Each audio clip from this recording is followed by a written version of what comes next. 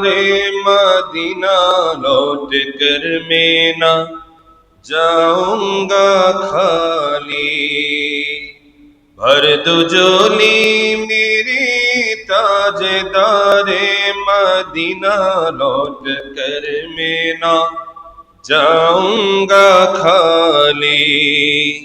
उन नवासों का सदका हो, उन नवासों का सदका हो, दर पे आया हो बनकर सवाली, दर पे आया हो बनकर सवाली। हक से पाई जो शाने करीमी, मरहबा दोनों आलम के वाली हो, मरहबा दोनों आलम के वाली। हक से पाई जो शाने करीमी, मरहबा दोनों आलम की वाली हो, मरहबा दोनों आलम की वाली। उसकी किस्मत का चमके सितारा, उसकी किस्मत का चमके सितारा, जिस पे नजरे करम तुमने डाली, जिस पे नजरे करम तुमने डाली।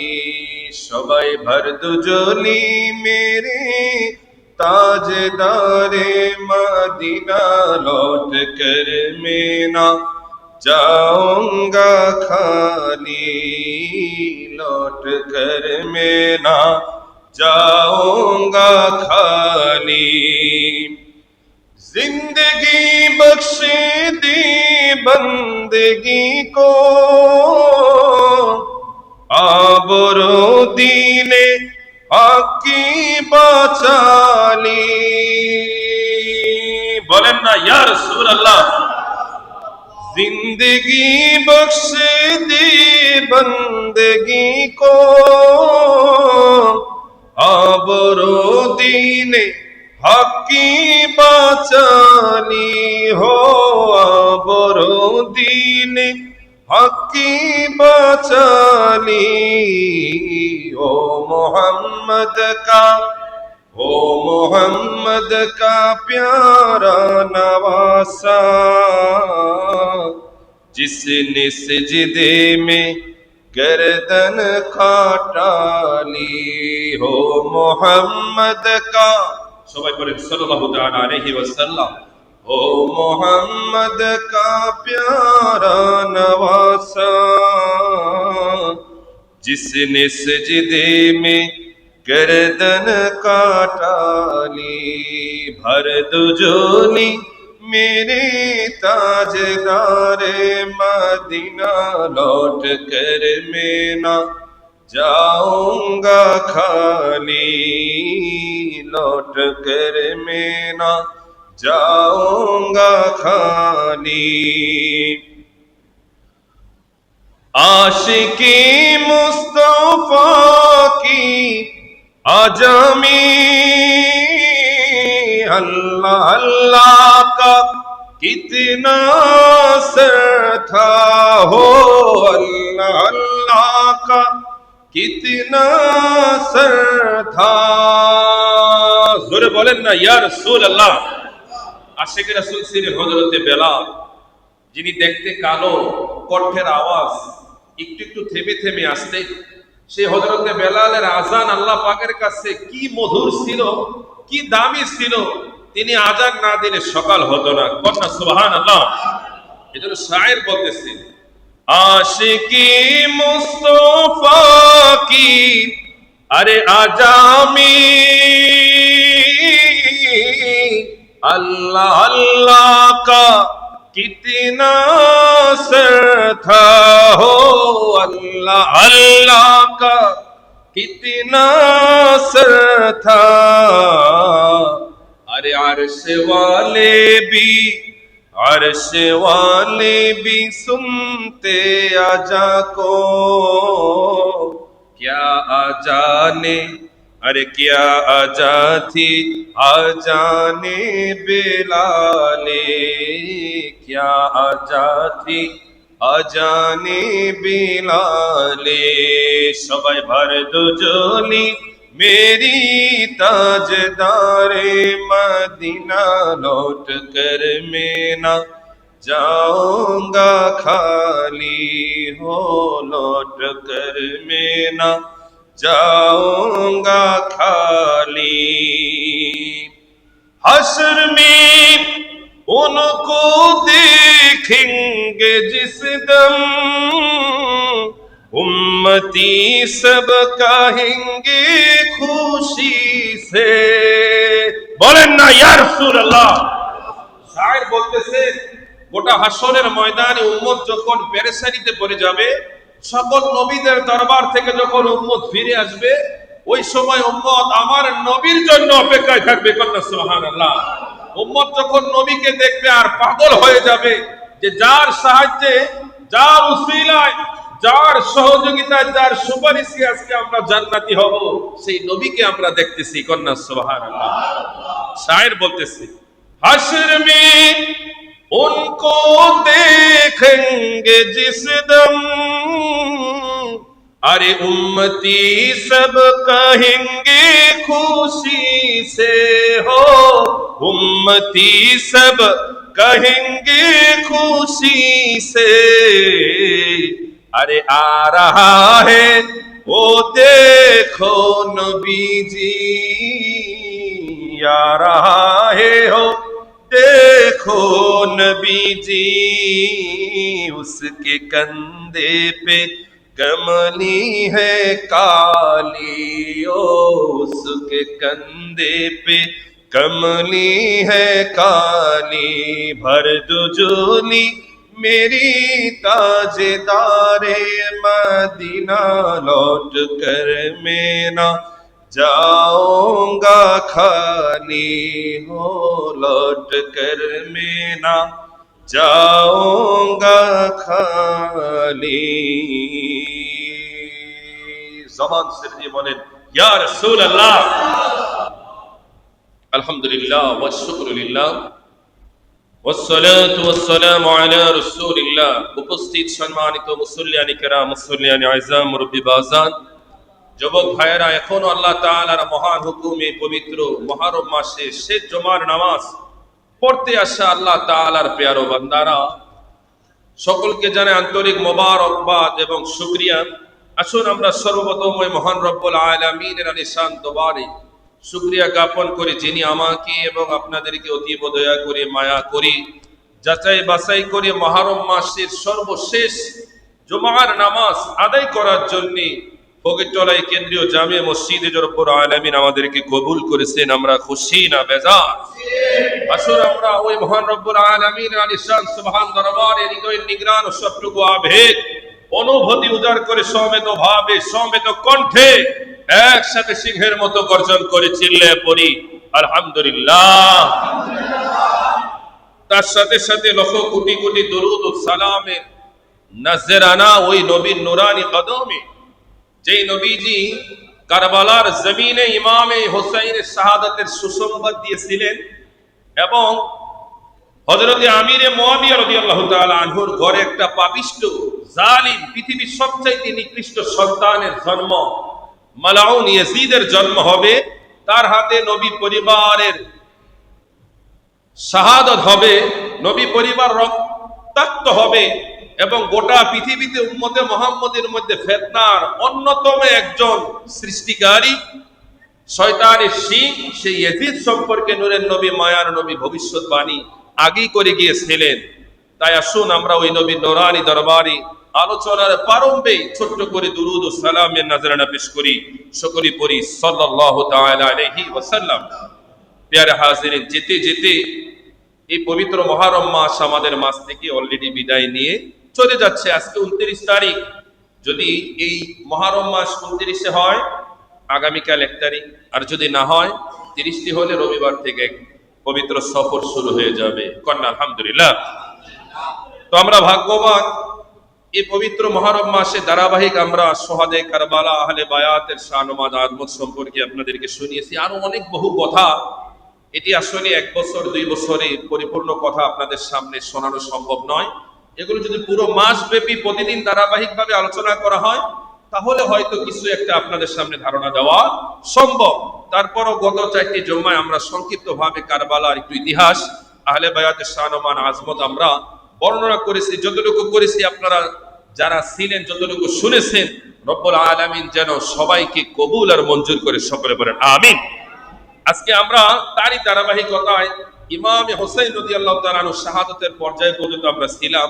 এই শাহাদাতের এই পর্যায়টাকে আমরা মাইনাস করে আমরা এখন ইয়াজিদের পরিণতি কি এবং ইয়াজিদ বাহিনী ইমাম হোসেন তার গোটা পরিবার নবীর আওলাদের সাথে বেয়াদবি করে তাদেরকে নির্মমভাবে হত্যা করে তার সঙ্গী সাথীদের সাথে এই জমিন, এই প্রকৃতি কি ব্যবহার করেছিল সেই বিষয়টা সম্পর্কে আমরা ইনশাআল্লাহ জানবো। রব্বুল আলামিন কোরআন ও হাদিস থেকে সঠিক তথ্যটা ইতিহাস থেকে আপনাদের সামনে পেশ করা পরিশেষে আমি সহ আমাদের সবাইকে ঈমান এবং আমল করার তৌফিক দান করুন, সকলে বলেন আমিন। ইয়াজিদ ছিলেন হযরতে আমির মুয়াবিয়া রাদিয়াল্লাহু তাআলা আনহুর 3টি সন্তানের মধ্যে একটি সন্তান। ইয়াজিদ ছাড়াও আমির মুয়াবিয়ার আরো 2টি সন্তান ছিলেন, একটা মেয়ে ছিলেন এবং একটা ছেলে ছিলেন। ওই ছেলেটার নাম ছিল আব্দুল্লাহ। আমির মুয়াবিয়া রাদিয়াল্লাহু তাআলা আনহু যার জন্ম হয়েছে 600 হিজরিতে। কত হিজরি? সরি, আমার মিস্টেক হয়েছে, 600 খ্রিস্টাব্দে। কত খ্রিস্টাব্দে? 600 খ্রিস্টাব্দে। এবং যার ইন্তেকাল হয়েছে 80 খ্রিস্টাব্দে, 680। তথা এই জমিনে যার হায়াত ছিল প্রায় 80 বছর। কত বছর? 80 বছর, প্লাস মাইনাস করলে হয়তো 79 হতেও পারে। তো হযরতে আমির মুয়াবিয়া রাদিয়াল্লাহু তাআলা আনহুর ঘরে খেয়াল করবেন, হযরতে আমির মুয়াবিয়া রাদিয়াল্লাহু তাআলা আনহুর ঘরে ইয়াজিদের জন্ম হয়। ইয়াজিদ হযরতে আমির মুয়াবিয়া রাদিয়াল্লাহু তাআলা আনহু প্রায় 80 বছর পর্যন্ত, শেষের জীবনের শেষ মুহূর্ত পর্যন্ত তিনি খেলাফতে ছিলেন। আমিরে মুয়াবিয়া 80 বছরে, তথা ওই সময় 680 খ্রিস্টাব্দে, অথবা যদি হিজরি ধরেন আপনারা 60 হিজরিতে আমিরে মুয়াবিয়ার ইন্তেকালের পরে ওই সময় মসনদে দখল করেন তার পুত্র ইয়াজিদ। ইয়াজিদ শুরু থেকেই তিনি ইসলামের কালচার, শিষ্টাচার তার ভালো লাগতো না। ইসলামের শিষ্টাচার কালচারটা তার পছন্দনীয় হতো না। কারণ ইসলাম ধর্মের মধ্যে আপনি যদি ইসলামিক একজন পরিপূর্ণ অনুসারী হন, আপনার অনেক কিছু মানতে হবে, অনেক কিছু ছাড়তে হবে। কথা বলে ঠিক কিনা? আপনি যদি মুসলমান দাবি করেন, আপনি মদ খেতে পারবেন না। আপনি মুসলমান দাবি করলে হারাম খেতে পারবেন না। মুসলমান দাবি করলে আপনি গুনাহের কাজ করতে পারবেন না। কথা বল ঠিক কিনা? মুসলমান দাবি করলে অপরাধ কাজ আপনি করতে পারবেন না। নারীদের সাথে আপনি জিনা করতে পারবেন না। আপনি পুরুষের সাথে বলাৎকার করতে পারবেন না। শুধু তাই নয়, আপনি ক্ষমতার অপব্যবহার করতে পারবেন না। যা খুশি তা করতে পারবেন না। কথা বলে ঠিক কিনা? আপনি যদি মুসলমান, আমাদের টকশোতে ইসলামিক তথা বিভিন্ন টেলিভিশনে টকশোতে দেখবেন অনেক নারীদেরকে, অনেক মা বোনদেরকে দেখা যায় চুল ছাড়া, কপালের মধ্যে বড় একটা টিপ দিয়ে তারা ইসলামে হুজুরদের বিষয়ে সমালোচনা করে। তারা বলে আমরাও কোরআন পড়ি, আমরাও হাদিস পড়ি, আমরাও ইসলামের মধ্যে আছি। নাউজুবিল্লাহ বলবেন না? চিন্তা করা যায়, এটাও আমাদের বাংলাদেশের একটা কালচার হয়ে গেছে। যারা রাজনীতি করে তারা ইসলাম বোঝে না, যারা অনেক সময় ইসলাম বোঝে তারা রাজনীতি অনেক সময় করতে চায় না। অথচ দুইটা এক, কোনটার বিপরীত নয়। আমার নবী রাজনীতি করেছেন না? কথা কয় না। আমার নবীজি রাজনীতি করেছেন না? সবাই বলেন না, রাজনীতি করেছেন না? পৃথিবীর ইতিহাসে সর্বশ্রেষ্ঠ রাষ্ট্রনায়ক হচ্ছে আমার নবী। বাড়িতে গিয়া কইেন সুবহানাল্লাহ, বউ খুশি বলেন, জোরে কর না সুবহানাল্লাহ। পৃথিবীর ইতিহাসে সর্বশ্রেষ্ঠ রাষ্ট্রনায়কের নাম কি? মুহাম্মাদুর রাসূলুল্লাহ সাল্লাল্লাহু তাআলা আলাইহি ওয়াসাল্লাম। কোন সন্দেহ আছে? বলে বলেন না, সন্দেহ আছে? কোন সন্দেহ? আমার নবীকে আপনি যেই দিক থেকেই দেখবেন ওই দিক থেকে আমার নবীজি পৃথিবীর মধ্যে সর্বশ্রেষ্ঠ। কন্যা সুবহানাল্লাহ।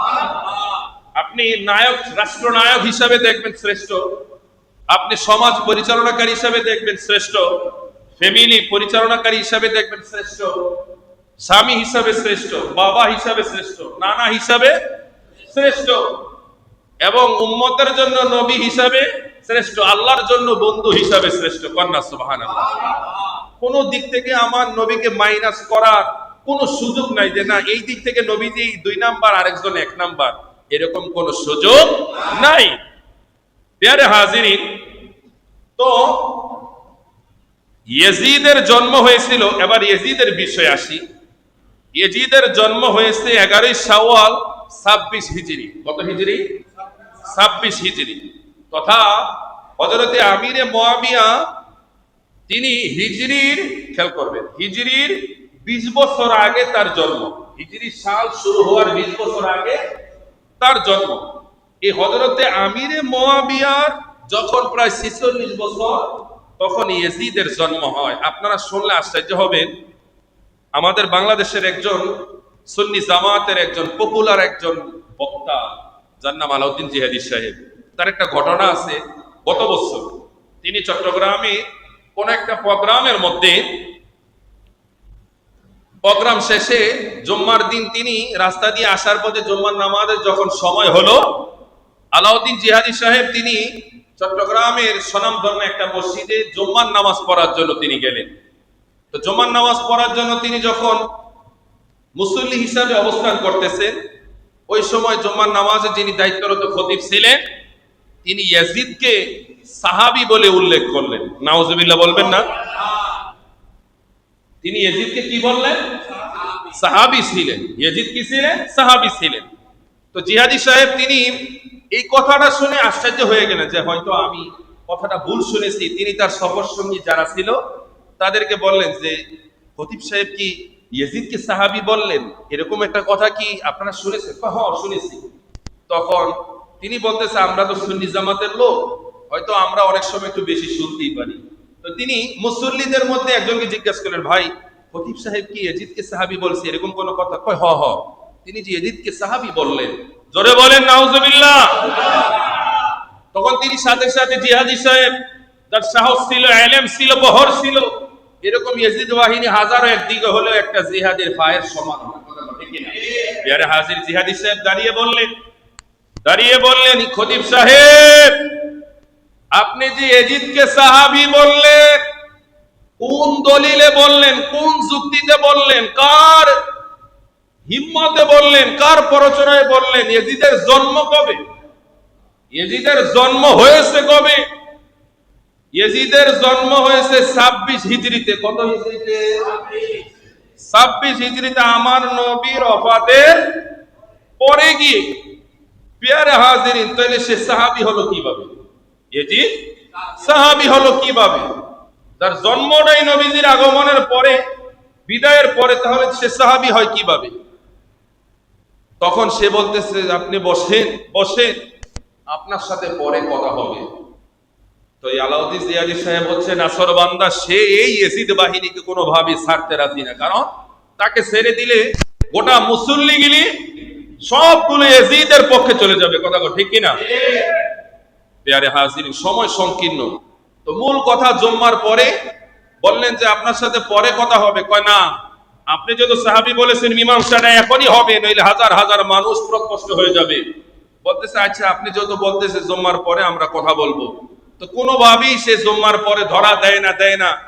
তো জিহাদি সাহেব তিনি উপরের কমিটি যারা রয়েছেন তাদের শরণাপন্ন হয়ে, তারপর কমিটি যখন খতিব সাহেবকে বললেন যে না, উনি যেহেতু একটা বিষয় আপনাকে কাউন্টার দিয়েছে, উনি যেহেতু আপনার একটা ভুল ধরেছে, কমপ্লেন দিয়েছে, এটা সমাধান হোক, আমরাও চাই, আমরাও এই বিভ্রান্তি থেকে বাঁচতে চাই। ইয়াজিদ কি ভালো মানুষ ছিলেন না খারাপ মানুষ ছিলেন?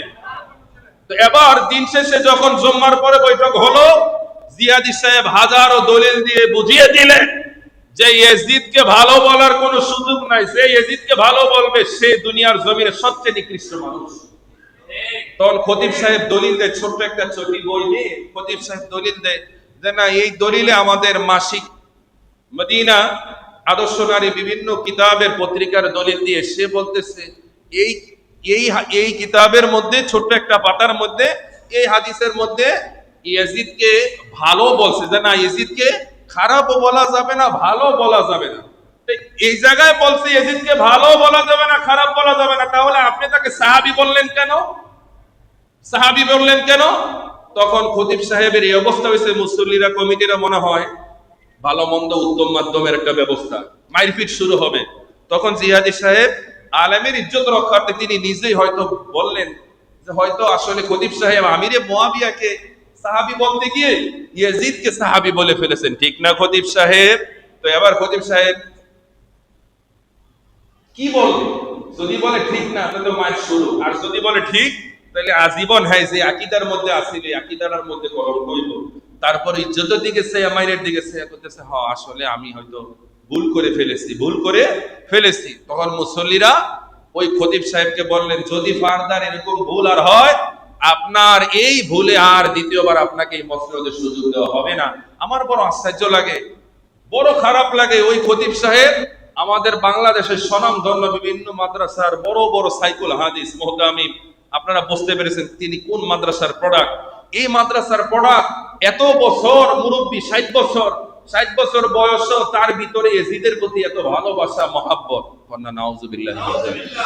ভাইরা আমার, ইয়াজিদকে ভালো বলার কোনো সুযোগ নাই। আজকে আপনারা দলিল নিয়ে যাবেন, এতদিন ইমামে হোসাইনের শানমান আজমত শুনছেন, আজকে ইয়াজিদের কর্মকাণ্ডগুলো শিখে যাবেন মুসলমান।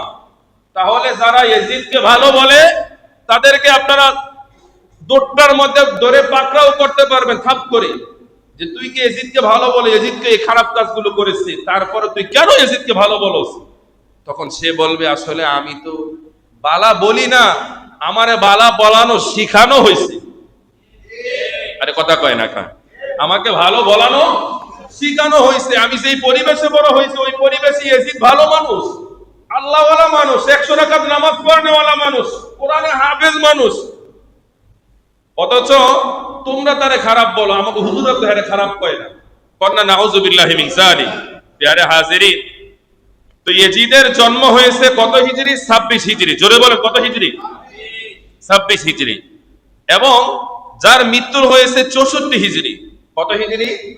64 হিজরি। তো 26 থেকে 64 হিসাব করলে তার এই পৃথিবীতে অবস্থান 38 থেকে 39 বছর। যে ক্ষমতার জন্য, পাওয়ারের জন্য তিনি নবী বংশকে ভুলে গেলেন, নবীর আদর্শ ভুলে গেলেন, বাবার কথা ভুলে গেলেন, ইসলাম ভুলে গেলেন, সেই ক্ষমতা কিন্তু সে বেশি দিন স্থায়িত্ব রাখতে পারেনি। মাত্র 3 থেকে 3.5 বছরের তার এই ক্ষমতা। 80 সাল থেকে 83 সাল পর্যন্ত, অথবা 60 হিজরি থেকে 63 হিজরি পর্যন্ত, এই 3 থেকে 3.5 বছর ছিল তার এই ক্ষমতা। শুধু ক্ষমতাই না, তার এই জমিনে হায়াতের মাত্রাই ছিল এই 3 বছর। কন্না আল্লাহু আকবার। প্রিয় হাজিরিন, এবার আসেন ইয়াজিদের অপরাধ কি?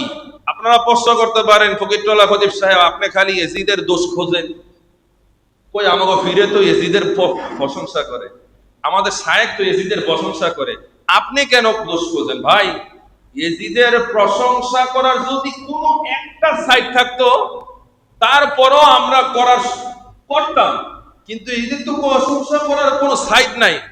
কিন্তু তারপরও ইয়াজিদ এমন 3টা অপরাধ এই জমিনের মধ্যে করেছে, তার যদি 100টা না 1 কোটি ভালো কাজ থাকে, 1 কোটি ভালো কাজ এক পাল্লায় দিল, এই 3টা অপরাধের একটা অপরাধ এক পাল্লায় দিল, তার ওই 1 কোটি ভালো কাজ কি হয়ে যাবে?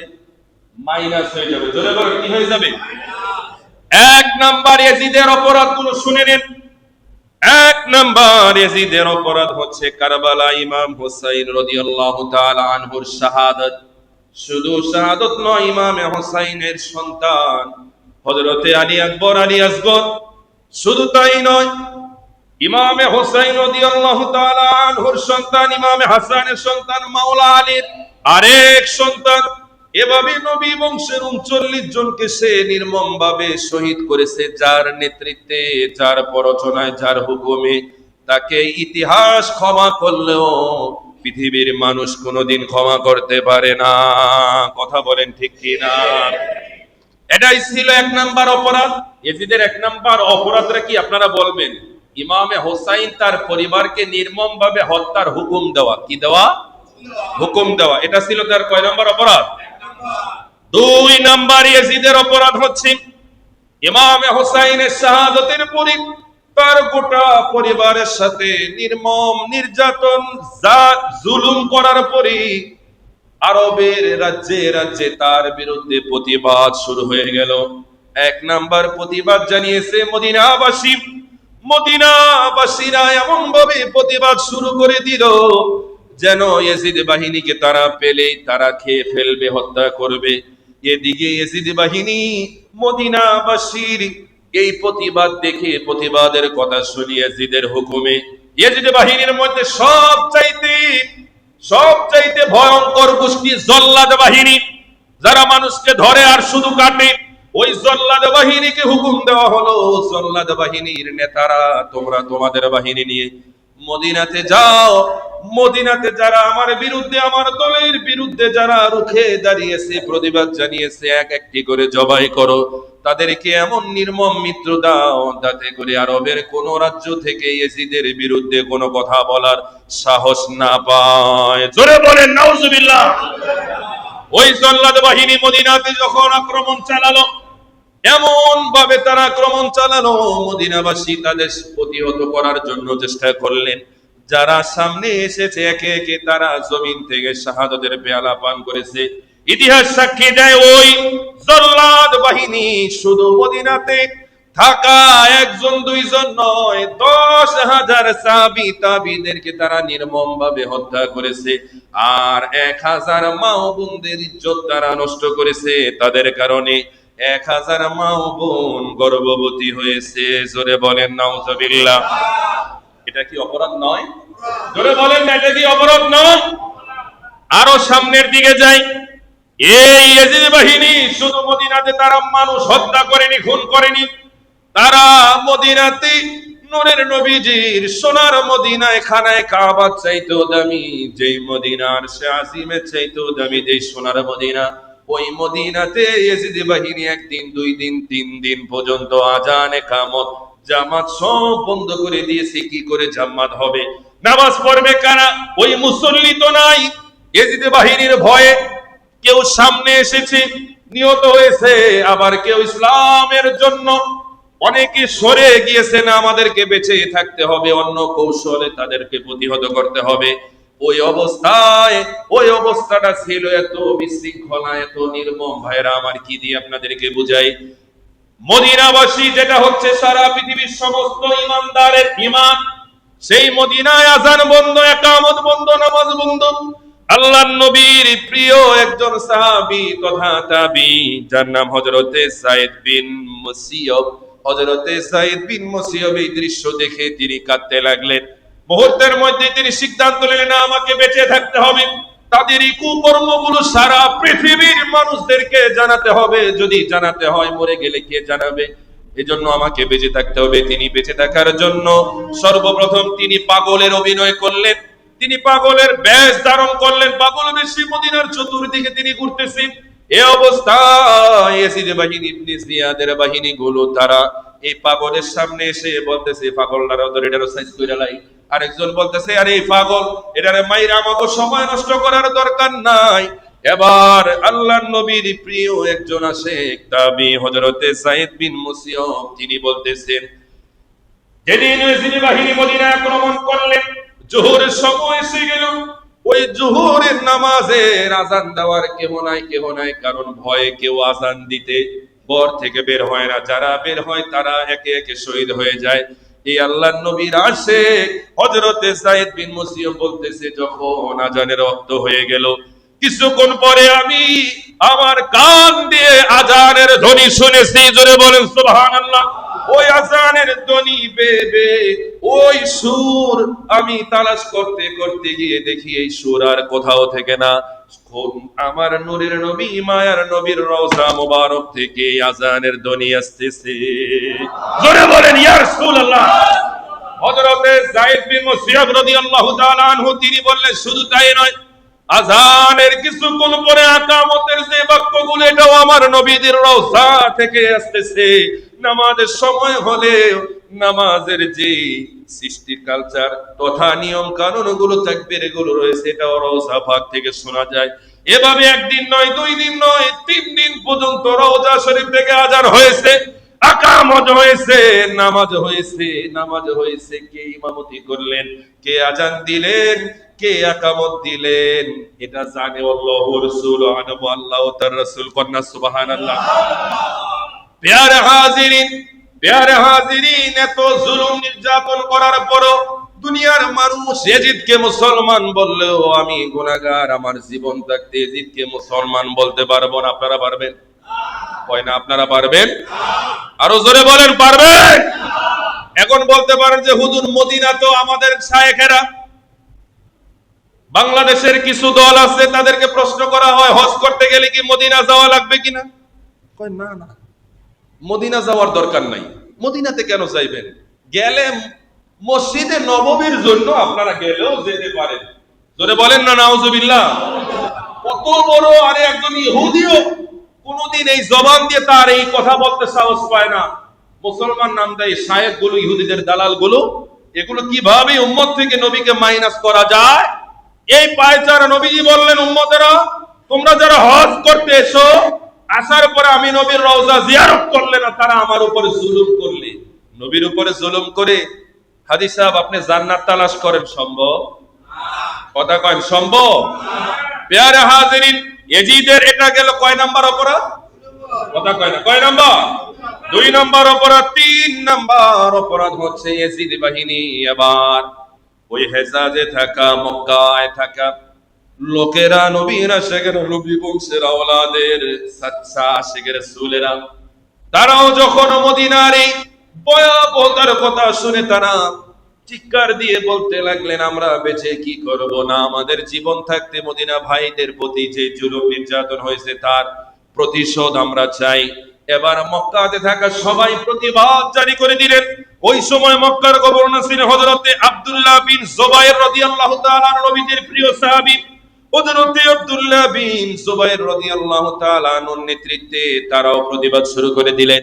ইয়াজিদ বাহিনী ওই জল্লাদ বাহিনীকে তাদেরকে ওই মদিনা শরীফ আক্রমণের পরে মক্কাতে পাঠিয়ে দিলেন। মক্কাতে যাওয়ার পরে তাদের সাথে যুদ্ধ শুরু হয়ে গেল। এবার হযরতে আব্দুল্লাহ বিন জুবায়ের রাদিয়াল্লাহু তাআলা আনহু সহ ওই সময় থাকা প্রতিবাদ মিছিলে থাকা সকল সাহাবী তাবিরা, তারা সকলে হেজাজ তথা খানায়ে কাবার মধ্যে অবস্থান করতে লাগলেন। দূর থেকে ইয়াজিদ বাহিনী গুলো খানায়ে কাবার উপরে পাথর নিক্ষেপ করতে লাগলেন। একের পর এক পাথর, বড় বড় পাথর নিক্ষেপ করলেন। পাথর নিক্ষেপের কারণে পাথরে পাথরে গোছা খেয়ে আগুনের ঝলক উঠে গেল। আগুন লেগে খানায়ে কাবার উপরে থাকা গিলাফটা পর্যন্ত পুরে ছাই হয়ে গেল। হাজার হাজার সাহাবী তাবী খানায়ে কাবা রক্ষার্থে তাদের জুলুমের কারণে তারা নিহত হলেন। এত কিছুর উপর ইয়াজিদকে মুসলমান বলার কোন সুযোগ আসেনি? জোরে বলেন, আসেনি? এবার আসেন ইয়াজিদের মৃত্যুটা কেমন। ইয়াজিদের মৃত্যুটা হয়েছিল এত ভয়াবহ, ইয়াজিদ বাহিনী যে ইমামে হুসাইন তার গোটা পরিবারটাকে পানি থেকে বঞ্চিত করলেন। আর আল্লাহর মার দুনিয়ার বাইরে ইয়াজিদ বাহিনীর মৃত্যু হচ্ছে। ইয়াজিদ যখন ক্ষমতায় ছিল, রানিং খলিফা, রানিং ক্ষমতা, এই অবস্থায় ইয়াজিদের একটা রোগ হলো, তার শুধু পানির পিপাসা লাগতো, খালি পানি দে।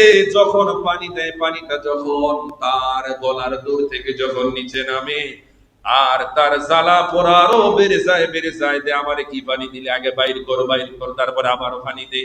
দেখেন আল্লাহর মার দুনিয়ার বার যে পানির তৃষ্ণা দিয়ে নবী বংশকে সে হত্যা করেছে, ওই পানির তৃষ্ণায় আমার আল্লাহ তাকে পৃথিবী থেকে বিদায় করে দিলেন। আল্লাহু আকবার। একদিকে পানির তৃষ্ণায় সে কাতর, আরেকদিকে পানি দিলে এই পানিটা যেন বিষ হয়ে তার ভিতরে যায়। এটা ছিল তার মৃত্যুর একটা আলামত। 2 নম্বর আলামত হচ্ছে সে রোমের এক নারীর প্রেমে, সুন্দরী নারীর প্রেমে সে পাগল ছিল। ওই রোমের নারী তাকে প্রস্তাব দিয়েছিল, যে তুমি যদি অমুক জায়গায় আমার সাথে সাক্ষাৎ করো, তাহলে তুমি আমার কাছে যা চাচ্ছ সব আমি তোমাকে দিয়ে দেব। ইয়াজিদ ছিল দুশ্চরিত্র লম্পট, এত বড় সুযোগ পাইলে সে কি হাতছাড়া করবে? কথা কয় না, হাতছাড়া করবে? ইয়াজিদ নির্জনে ওই মেয়ের সাথে যখন মিলিত হলো, সুযোগ বুঝে ওই রোম দেশের ওই সুন্দরী নারী, সে ছিল নবীর আশেকা, নবীর আওলাদদের একজন সত্যিকার সাচ্চা আশেক। তার উদ্দেশ্য ছিল ইয়াজিদকে নির্জনে নিয়ে তারে একেবারে নিকট মুহূর্তে গিয়ে তাকে দুর্বল করিয়ে মদ্যপান করিয়ে তার দেহ থেকে গোটা শরীরের অঙ্গ প্রত্যঙ্গগুলো আলাদা করে দেওয়া। কন্যা আল্লাহু আকবার। নির্জনে যাওয়ার পরে একান্ত যখন নিকটে, তখন তাকে মদ্যপান করালেন। করাতে করাতে তাকে বেহুশ অবস্থায় তিনি তার হাতে তথা দেহেতে থাকা ছুরিটাকে ধারালো ছুরি দিয়ে তিনি ইয়াজিদকে এমন ভাবে, নির্মম ভাবে, এমন ভাবে তার দেহটাকে খণ্ড বিখণ্ড করলেন, কত বিক্ষত করলেন। তার দেহ চিহ্নিত করা পরবর্তীতে মানুষের জন্য কষ্ট হয়ে গেছে। এটা কি আমাকে ইয়াজিদ নাকি অন্য কেউ? সন্দেহ লাগে, সন্দেহ লাগে। প্যারে হাজিরিন, তারপরে মসনদে আসলেন বিশ্ববিখ্যাত একজন সাচ্চা আশেকে রাসূল মর্দে মুজাহিদ হযরতে মুখতার আল সাকাফি। সবাই নামটা বলবেন, মুখতার আল সাকাফি। জোরে বলেন, মুখতার আল। এই মুখতার আল সাকাফি তিনি যখন মসনদে বসলেন, মসনদে বসেই তিনি ছুরি দিয়ে, তরোয়াল দিয়ে দাঁড়িয়ে বললেন, হে নবীর বংশের হত্যাকারীরা, সাবধান হয়ে যাও, সাবধান হয়ে যাও। আমার তরোয়াল থেকে একজনও বাঁচতে পারবে না, একজনও বাঁচতে পারবে না। কেউ পালাবে না, সবাইকেই শাস্তির আওতায় আনতে হবে। তিনি তার ভয়ে, তার হুমকির ভয়ে ওই সময় কুফা থেকে, ইরাক থেকে, বসরা থেকে, বিভিন্ন জায়গা থেকে ইয়াজিদ বাহিনী ছড়িয়ে ছিটিয়ে পলিয়ে বিভিন্ন জায়গায় সারা পৃথিবীতে ওই সময় ছড়িয়েছিল। বাংলাদেশও আইছে মনে হয়। আরে কথা কন না কা? বাংলাদেশও এর বাহিরে নয়। কেননা ওই সময় যারা পলিয়েছিল, এই পলায়নকারীগুলো, ওই দুশ্চরিত্র লম্পট গুলো, ইয়াজিদের দালাল গুলো বাংলাদেশে না থাকলে ইয়াজিদের প্রশংসা কারা করে? কথা কয় না। ইয়াজিদের প্রশংসা কারা করে? ওগুলোর বংশধর। কথা বলেন ঠিক কিনা? প্যারা হাজির, সব জায়গায় আমরা নরম, এই জায়গায় নরম হওয়ার কোনো সুযোগ, নবীর শান ও মান আজমতের ক্ষেত্রে নরম হওয়ার কোনো সুযোগ। নবীর আহলে বায়াতের বিরুদ্ধে তরোয়াল ধরেছে মুখতার আল সাকাফি, একজন করে। সবচাইতে সীমার ইবনে জিয়াদকে শুলে চড়িয়ে দেহ থেকে গর্দান আলাদা করে, দেহটাকে টুকরো টুকরো করে সীমারকে, ইবনে জিয়াদকে, এবং হচ্ছে পাপিষ্ট হাকিম বিন তুফাইলকে, যায়েদ বিন রেফাতকে, ওমর বিন সাবকে, আমর বিন সাবিরকে, আমর বিন সাআদের তার ছেলেকে হাওলা বিনতে ইয়াজিদ সহ যারা ইমামে হুসাইনের শাহাদাতের সাথে দুই ধরনের জড়িত, একটা দূর থেকে জড়িত আর একটা সরাসরি দেহের সাথে যারা জড়িত, উভয়কে যেন পাইছে। বিশেষ করে যাদের নামগুলো বললাম, এগুলোর দেহকে টুকরো টুকরো করে সে হিংস্র কুকুর দিয়ে এগুলোকে বক্ষণ করিয়েছে। কন্যা আল্লাহু আকবার। সারা পৃথিবীর মানুষের কাছে সে ইতিহাস হয়ে গেলেন, সে স্মরণ করে বুঝিয়ে দিয়ে গেলেন, হে নবীর দুশমনেরা, সাবধান সাবধান। আমার হায়াতে আমি যারে পাইছি তারে কুকুর দিয়ে খাওয়াইছি। আমি মুখতার আল সাকাফের মতো আরো আসবে। নবীর দুশমনদের এই পরিণতি হবে। আজ না হোক, জোরে বলেন না, আজ না হোক কাল। আমরা খুশি না বেজার? আরো জোরে বলেন, খুশি না বেজার? এটা যদি পাপিষ্ট ইয়াজিদ তার বাহিনীর দুনিয়ার শাস্তি হয়, আল্লাহর লাআনত আছে কি নাই? জোরে বলেন, আছে কি নাই? আয়াতটা মুখস্থ করে নেন। সূরা আহজাবের 57 নম্বর আয়াত। রব্বুল আলামিন বলেছেন, যারা আল্লাহ ও তার রাসূলকে কষ্ট দেয় তাদের লানত ফিদ দুনিয়ার মধ্যে, ওয়াল আখিরা, এবং আখিরাতের মধ্যে। লাআনাহুমুল্লাহ, আল্লাহর পক্ষ থেকে লানত। ইয়াজিদকে আমরা কি ভালো বলবো না লানত দিব? লানত। ইয়াজিদকে মুসলমান বলার কোন সুযোগ আছে? ইয়াজিদকে যে মুসলমান বলবে সে আমার বাবা হলো, তার সাথে কোনো সম্পর্ক, পীর হলো, কোন শায়েখ হলো, কোন নেতা হলো, সে যেই হোক, ইমানের খাতিরে কোনো সম্পর্ক রাখা যাবে? আপনারা কি রাগ করেছেন? রাগ করলো আমার কিছু করার, চাকরি থাকলো না থাকলো আমার কিছু করার, জীবন গেলে কিছু করার, হক কথা মসনদে দাঁড়িয়ে বলতেই, কথা কয় না, বলতেই। আর আমাদের সমস্যা যে আমরা হক কথাগুলো প্রচার করি না। যে বেটা ইয়াজিদের পক্ষে কথা কয় আমরা হেরে ভাইরাল করে দিই। কথা কয় না? ইয়াজিদের পক্ষে যে কথা বলে, দেখো আমার শায়েখ ইয়াজিদের পক্ষে কথা বলতেছে, আর এই যে আমরা এজিদের বিপক্ষে কথা বলতেছি, দেখবেন আমাদেরকে ভণ্ড বলবে, মাজার পূজারি বলবে, অমুক বলবে, তমুক বলবে, এরকম শয়তান আছে কি নাই? কথা কয় না, আছে কি নাই? নবীর পক্ষে কথা বললে বলে ভণ্ড মাজার পূজারি। হ্যাঁ, আমি মাজার পূজারি, কেননা এই মাজার পূজারীদের কারণেই বাংলার জমিনে ইসলাম। আল্লাহর ওলিদের মাজার জিয়ারত করলে যদি মাজার পূজারি হয়, আমি মাজার পূজারি। তুমি যে মাজারকে জিয়ারতকে পূজা বললে, অপরাধ কি আমি করলাম না তুমি করলে? কথা কয় না। নবীজি বললেন জিয়ারত করো কবর, আমরা জিয়ারত করি, আপনি বললেন পূজা।